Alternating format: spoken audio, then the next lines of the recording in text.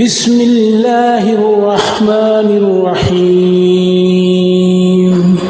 يا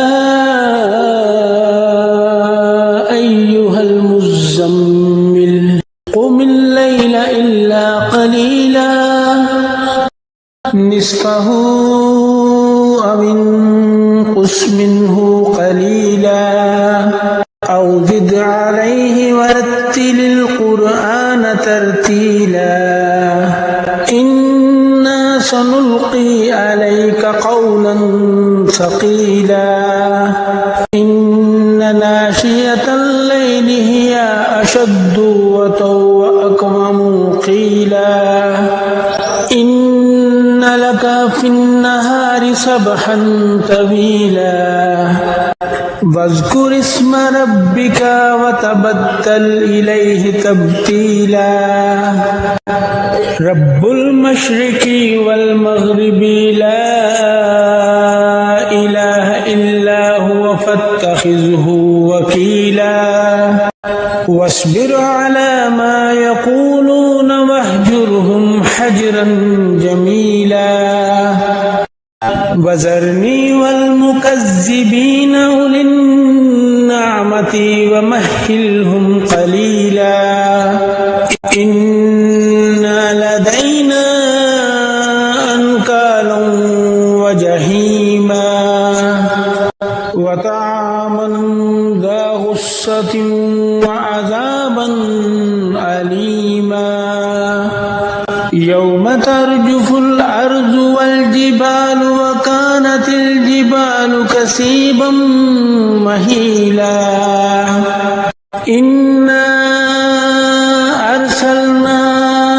إليكم رسولا شاهدا عليكم كما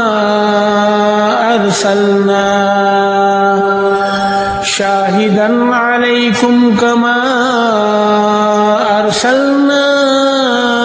إلى فرعون رسولا فعصى فرعون الرسول فأخذناه أخذا وبيلا فكيف تتقون إن كفرتم يوما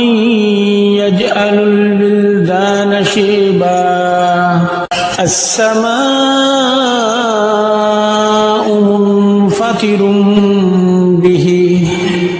كان وعده مفعولا إن هذه تذكرة فمن شاء اتخذ إلى ربه سبيلا إن ربك يعلم أنك تقوم أدنى من ثلثي الليل ونصفه وثلثه وطائفة من الذين معك والله يقدر الليل والنهار علم أن لن تحصوه فتاب عليكم فاقرؤوا ما تيسر من القرآن علم أن سيكون منكم مرضى